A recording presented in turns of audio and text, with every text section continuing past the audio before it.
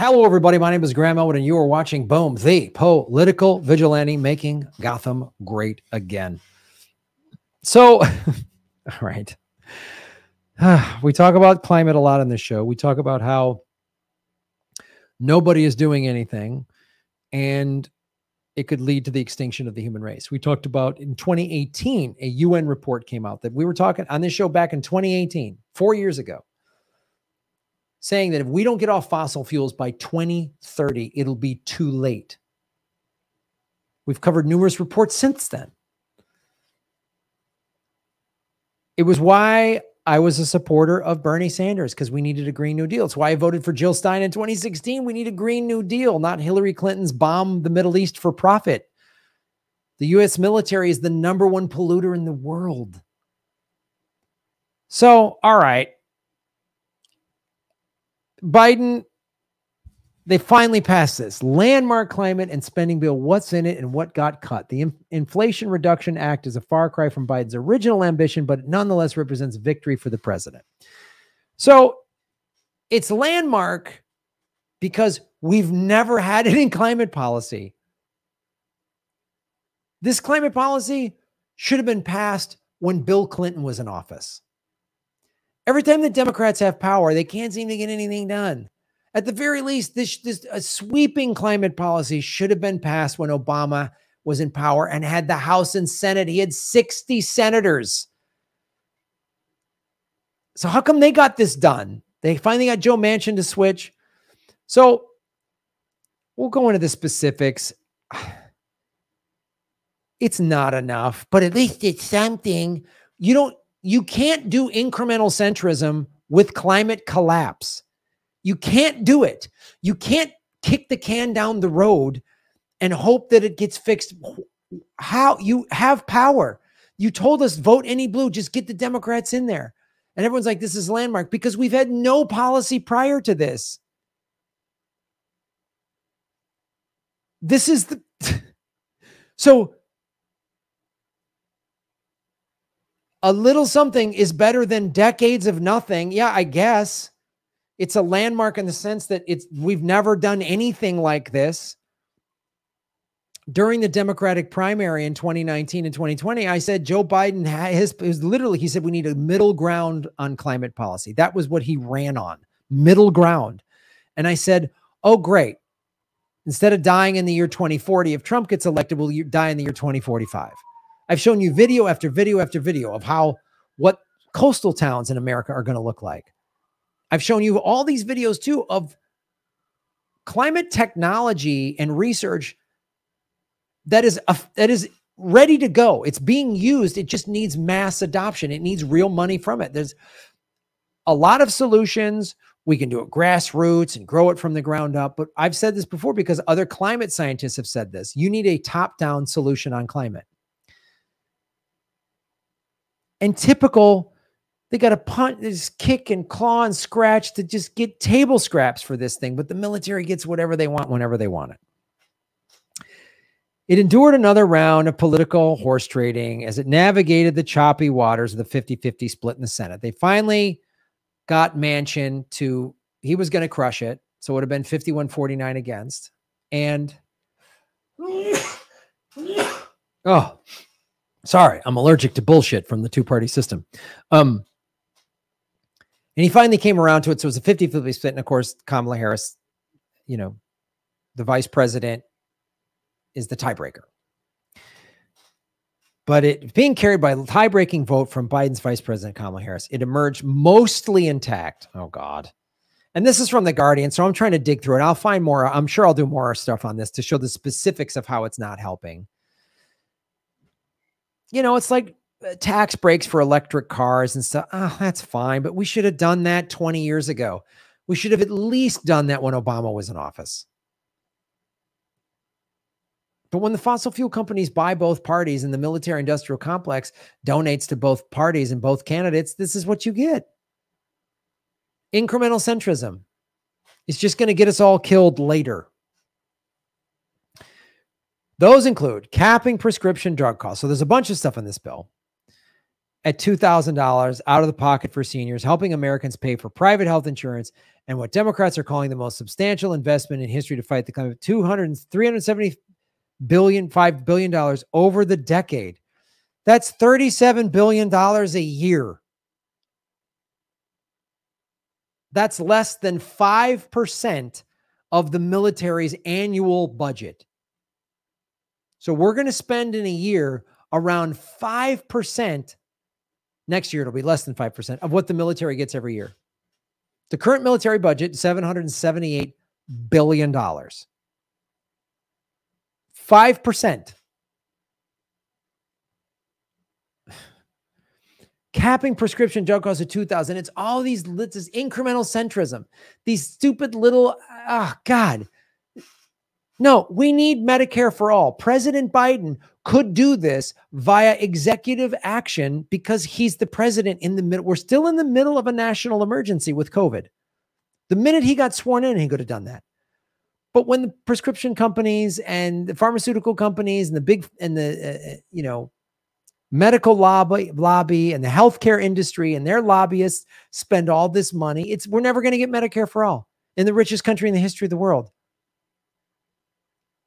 Western Europe has had free healthcare for 70 years, and we get a cap at $2,000. Oh, thanks. And it's always like, oh, the Republicans are gumming up the works. No, both you parties are gumming up the works. Give me a break. Give me a break. God, it's such nonsense. The bill would invest nearly $375 billion over the decade in climate fighting strategies. $37 billion a year is not enough. It's not enough. It's just this Band-Aid on a shotgun wound crap. Investments in renewable energy production and tax rebates for consumers who buy new or used electric vehicles. Okay, cool. I own an electric vehicle. The first one I bought, I got $5,000 back from the state of California. That was nice. It helped, but how about no more pipelines? How about ending fracking? How about Joe Biden maybe not sign more drilling permits on public lands in your first year than Trump did? Did you know that? Joe Biden has signed almost 100 more drilling permits in his first year. How about that? This is window dressing, man. This is the person with the Prius who puts a coexist sticker on their bumper, and then they flip you off in traffic, and you're like, I thought you said coexist. This is like use a reusable canvas shopping bag. Okay, I use those. I keep them in the trunk, but that we need mass sweeping. We need to say bold. We're going to be off oil.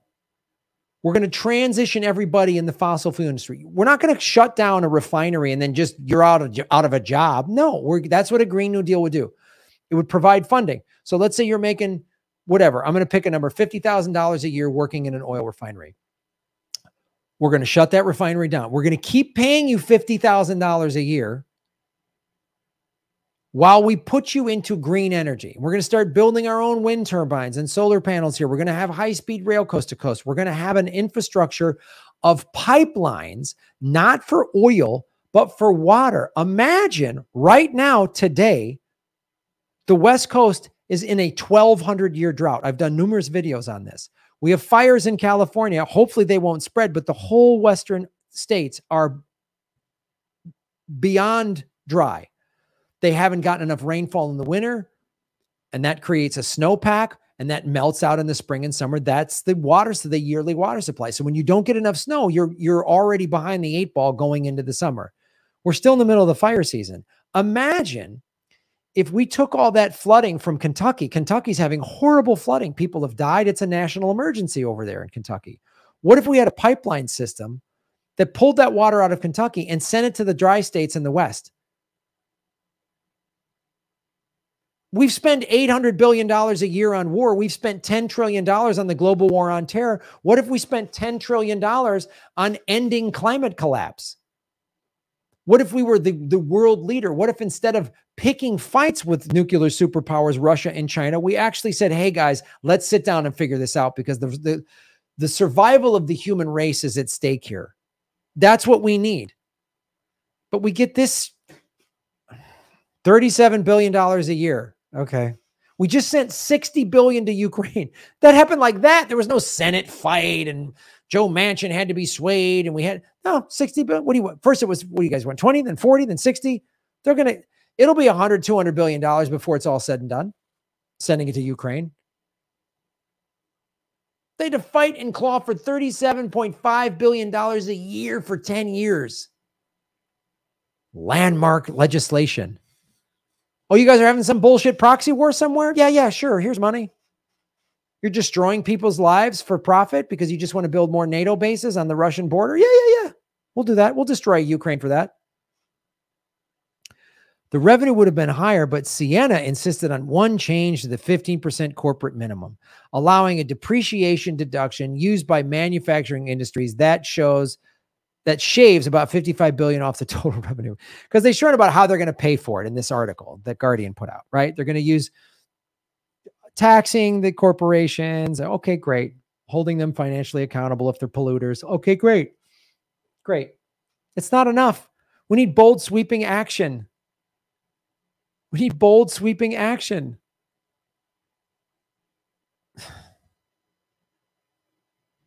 This is the most corrupt, useless, uninspiring band of jackasses, the Democrats and the Republicans. Remember FDR said the only thing we have to fear is fear itself.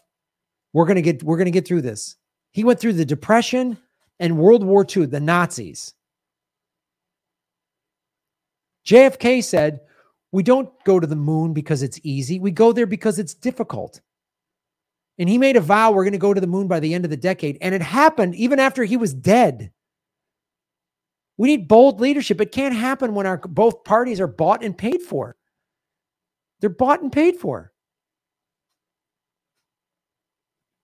So you have to do all this. How are we going to pay for this climate thing? And it's too much. The Republicans, it's too much money. Oh, shut up. I like to slap these idiots. Why do we need senators and Congress people? That was set, but the founding fathers put that up to protect the powerful. The Bill of Rights was like, this is an amazing document, but here's the Constitution, right? That this basically protects wealthy people. And come on. How are we going to pay for it? How come nobody asked how we're going to pay for this? House passes record $839 billion military budget in bipartisan vote. No fighting, no arguing, nothing. Kamala Harris didn't have to come in and be the tiebreaker. No, wait, we want more money for war? Bam, pow, got it. We're going from 778 to basically 840. That's over $40 billion more dollars. Like that. They had to fight and claw to get $37 billion over 10 years. So more than the yearly allocation for this new energy plan, which isn't all for green energy. There's pork barrel crap in there. The amount of money they had to fight and claw to get, $37 billion a year over 10 years. They got that in just bam, boom. So over 10 years, we're going to spend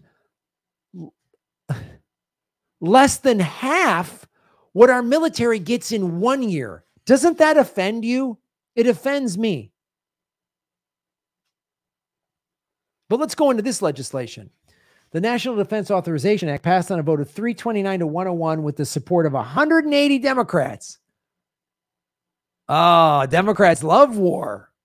As long as a Democratic president does the war, then war is okay, right, liberals? War is okay when Democrats do it, right? This is why I didn't vote for the Democratic Party. This is why I wasn't dancing in the streets when Joe Biden won. You remember the Democratic Party that could have codified Roe v. Wade and didn't? As far back as Carter and didn't? But you're putting your faith in them. Okay, got it. Makes sense. I get it. Lawmakers overwhelmingly voted down an amendment to put forward by progressives that would have shaved $100 billion from the Pentagon budget.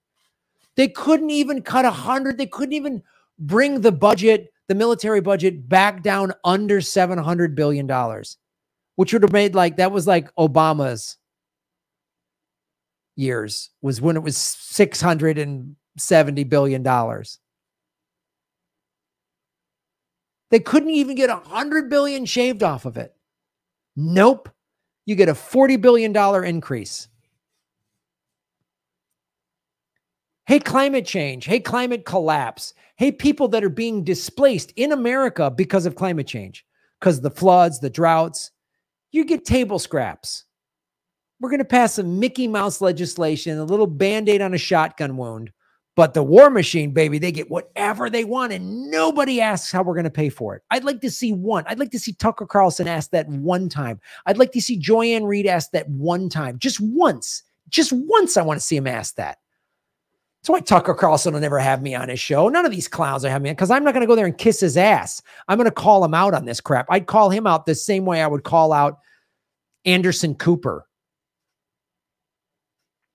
Meanwhile, all 208 House Republicans voted against an amendment to the NDA calling on the Pentagon and federal law enforcement agencies to combat white supremacist neo-Nazi activity among government employees.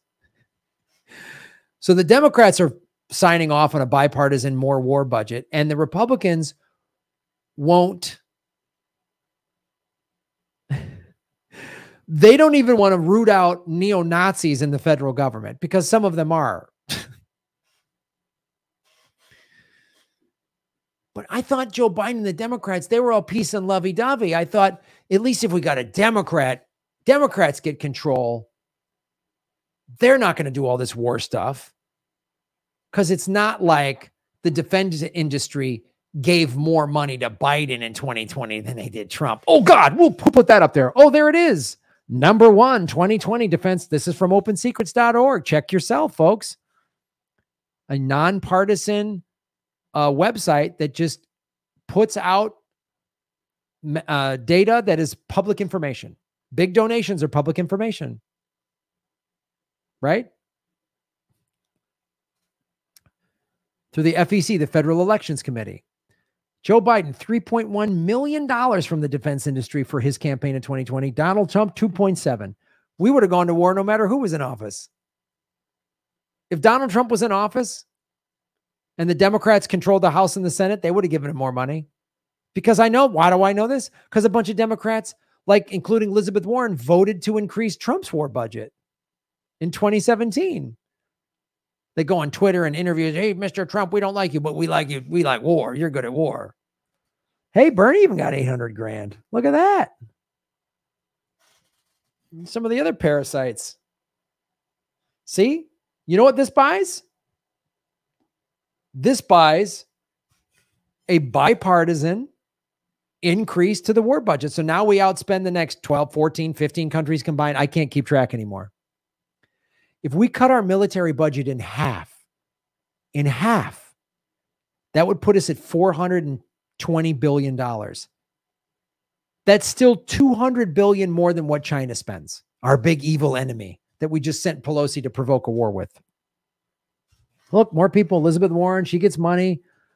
Democrat, Republican. See, Lindsey Graham, Pete Buttigieg. That was a presidential cabinet. They had to hedge their bets. Oh, 1.5 trillion spending. This was from March of this year. Ukraine got money for war, COVID funding out. So if you're still suffering from the loss of COVID, or you're behind, you didn't pay your rent for 9 months, there's no money for you. Do you have to get PPP or SBA loans to keep your business going? That's not going to be forgiven. If you were a big Wall Street fat cat, you'd get that forgiven. We get plenty of money for war, and we get table scraps. Table scraps for the environment. But at least we got the best infrastructure. We got the best infrastructure. We spend money on our own. So our infrastructure in America, we are the top. Ranking America's infrastructure. The state of America's infrastructure is comparable to other rich countries, according World Economic. Okay, Singapore is number 1. Netherlands 2. All right. That's fine. We're at least in the top 10. We got to be in the top 10, right? Okay, Hong Kong, Switzerland, Japan, South Korea, Spain, Germany, France, Austria, United Kingdom. All right, but we're America. We're in the top 15. United Arab Emirates, 13. We're 13. Suck it, Belgium and Denmark. Ha ha. Ha ha ha. Eat it. Our infrastructure's, oh, we're number 13. We're number 13. Yes. So glad we spend $800 billion a year on war and Wall Street bailouts and money to Ukraine and just, but we don't take care of our own infrastructure. I love being 13, right? Look at this. Gee, all these countries don't have big, crazy war machines, but they have good infrastructure. Huh? Weird.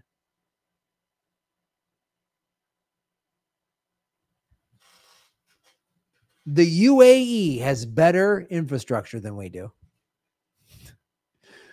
We're 13th in the world in infrastructure. And if you drive around America, you see it. You see everything crumbling.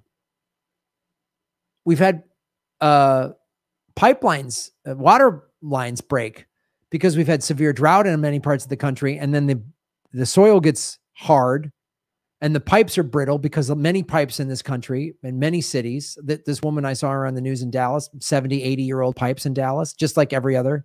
It's not a red state or a blue state thing. It's an American.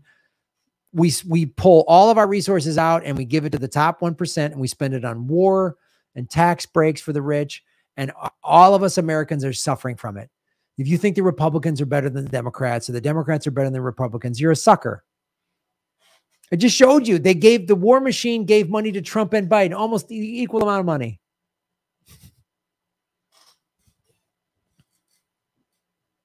But at least we're number 13. Oh, can't wait to stick it to, these suckers, Belgium and Denmark, 14, 15. What a bunch of losers. 13, baby. We're number 13. Come on, everybody. We're number 13. Oh, put your comments in the chat. Let me know what you think, man. This is just like America. It should be spending money on its own citizens. We should have free healthcare. We should have student debt forgiveness. We could have all these things. Nobody ever asks how we're going to pay for war. Isn't that weird? America should be the shining light. America should be the America we all think it is or want it to be. This really great, thriving democracy that takes care of its citizens and takes care of the world. Instead, we cause problems in the world. We start all these proxy wars or just flat out bomb countries. We sanction countries. We make everybody's life more miserable, including the lives of American citizens. Follow the money, connect the dots, get the truth. Support our show, guys. We've been demonetized by YouTube. Go to GrahamElwood.com for my tour dates. I've got ticket links. We're doing a Government Secrets live in London, October 12th. I'm taping my comedy special in Chicago, October 26th. More tour dates will be released. You can buy merchandise on the website, whatever you got to do to keep the thing moving. Because I'm not a war. I'm not a war machine. If I worked for Raytheon, we'd be getting crazy money. Shaving knuckles for justice.